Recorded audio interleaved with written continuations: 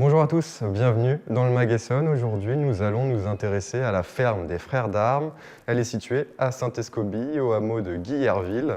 Cette ferme, c'est une histoire de famille. En 2016, deux frères reprennent le flambeau et j'ai le plaisir de les recevoir ici, Thibaut et Eudes Coutet. Bonjour. Bonjour Quentin. Vous êtes donc les deux co-gérants de la ferme. Depuis 2016, vous avez modifié le mode de production agricole et ouvert un musée au sein de votre exploitation.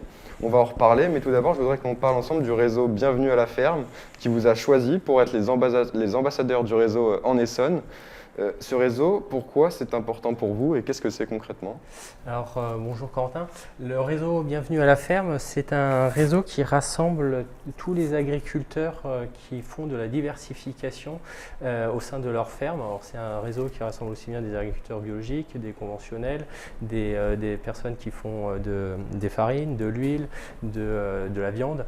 Et c'est un réseau qui a pour vocation de promouvoir le terroir et puis la diversification des fermes. Et chaque année, on a une ouverture des fermes lors du deuxième week-end d'octobre pour rencontrer les citadins et puis permettre de contacter plus facilement une mise en relation entre les habitants et puis le monde rural. Alors, le développement de la ferme se poursuit, vous diversifiez de plus en plus vos produits. Aujourd'hui, vous produisez du safran, de la farine, de l'huile. Vous avez aussi investi dans un moulin, c'est important de se diversifier. C'est primordial. Si on veut subsister, vu les situations économiques et climatiques, donc on a choisi le choix de se diversifier et faire reconnaître aussi davantage aux personnes, comme on dit, les citadins et le monde rural. Alors, vous avez amené quelques produits, est-ce qu'on peut en parler ensemble? Oui. Là devant vous, vous avez donc de notre huile de tournesol. Donc le tournesol, c'est une culture qui est réellement intéressante parce que elle a besoin de rien. Vous la semez, vous la récoltez et vous la regardez pousser. C'est une culture qui permet d'agir positivement sur l'environnement, notamment via la biodiversité, parce que les insectes se développent énormément. C'est une plante mellifère, donc les insectes aiment beaucoup cette plante. Et derrière, on peut la transformer assez facilement à la ferme en huile, une huile de qualité, une huile riche en oméga 9, avec un bon goût de noisette. Et de l'autre côté? Et de l'autre côté, donc on a ici une préparation prêt à l'emploi de cookies aux pépites de chocolat avec notre farine de blé. Donc on a toute une gamme avec l'utilisation de nos farines pour des prêts à l'emploi, pour faciliter les gens à l'utilisation des farines, pour leur simplifier tout simplement la vie. Alors votre ferme est équipée d'un moulin, depuis combien de temps est-il disponible? Un an. Un an.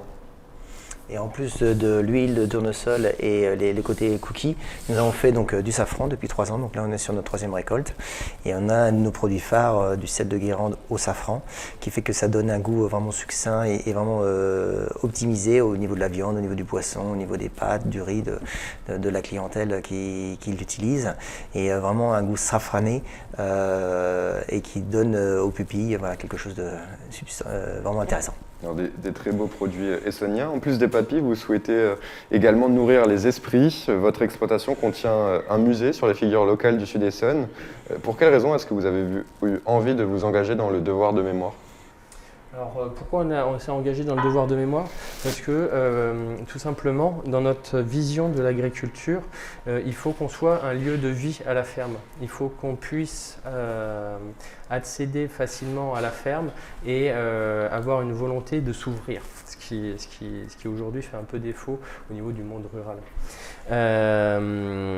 Personne ne présentait sur le territoire toutes les personnes qui se sont illustrées depuis entre 1800 et 2020 sur le territoire, comme Louis Blériot par exemple, le colonel Beltrame, Louis Moreau, toutes ces personnes qui ont marqué le territoire et qu'on a potentiellement tendance à oublier. Et pourtant, par exemple, Étampes est un des berceaux mondiaux de l'aviation.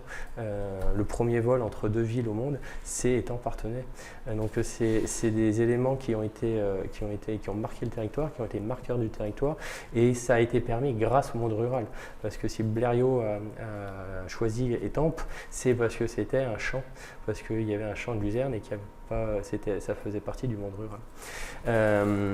Donc on a voulu marquer l'histoire en parlant de tout ce qui s'est passé dans un souci de devoir de mémoire, afin de rendre hommage à toutes ces personnes qui se sont illustrées parmi les événements des 200 dernières années. Et que peut-on venir voir dans votre musée?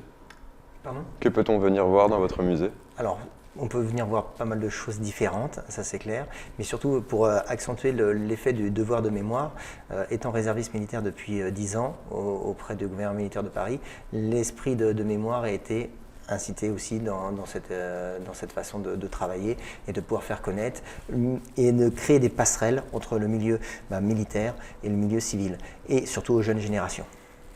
On va parler maintenant de votre activité, de votre actualité, pardon. Avec le village de Saint-Escobie, vous avez organisé différentes festivités tout au cours des prochains mois. Le 17 et 18 septembre dernier, pour les Journées du patrimoine, vous avez organisé un escape game au sein de votre exploitation. Comment ça s'est passé? Alors, l'escape game n'était pas dans notre exploitation, c'était notre association de Saint-Esco qui l'organisait. Alors ça, c'était on a décidé avec les autres associations de Saint-Escobie d'organiser des actions communes et un programme commun entre le 17 septembre et puis le 10 octobre pour promouvoir notre territoire et notre village de Saint-Escobie, pour proposer une diversification des activités et tous ensemble on est plus forts, unis on est plus forts, et ce qui fait que ça permet de toucher beaucoup plus de public et de faire venir plus de monde avec un choix différent. Ce qui a été sur l'escape game, l'association, je l'ai vu le dimanche soir, ça s'est plutôt bien passé, ils étaient satisfaits. Le jeu a beaucoup séduit les personnes qui sont venues, et j'espère qu'il y aura une vie suivante à cet escape game sur la thématique du 22 août 1944 lors de la Libération. Et du côté des prochains événements, vous allez participer à la Semaine Bleue. Donc c'est une semaine qui a pour objectif de valoriser la place des personnes âgées dans la société. Plusieurs activités se dérouleront à la ferme. Lundi 4 octobre, il y aura un atelier de collectage intergénérationnel. Alors comment ça se passera? Alors là aussi, c'est pourquoi on fait ça, c'est que dans un souci de devoir de mémoire, c'est bien de parler donc, du passé, mais aussi c'est bien de parler du moment présent pour ne pas oublier les personnes qui vont malheureusement un jour ou l'autre nous quitter. Donc l'idée, depuis quelques années à Saint-Escobie, c'est de faire des témoignages de ces personnes âgées pour les garder. Et donc on s'est dit avec les autres associations que c'était peut-être l'occasion durant cette semaine-là de ressortir tous les films qui avaient été faits et de faire une nouvelle série de films avec des personnes qui n'ont pas été encore interviewées. Et donc on profite d'être à la ferme pour faire venir les personnes pour être interviewées et montrer tout simplement les films déjà tournés. Et dans la partie senior, n'oublions pas, parce qu'on va être classé aussi handicap, puisqu'on a créé tout à la ferme, un ascenseur, un accès avec les rampes, avec parking pour handicapés. Donc l'une de nos premières fermes qui peuvent accueillir le milieu de l'handicap. Donc c'est un point important pour nous aussi. Et concernant le film, il sera disponible ensuite Alors, il est conservé dans une des associations de Saint-Escobie, et puis de temps en temps, à des occasions, il est remis à disposition et puis diffusé.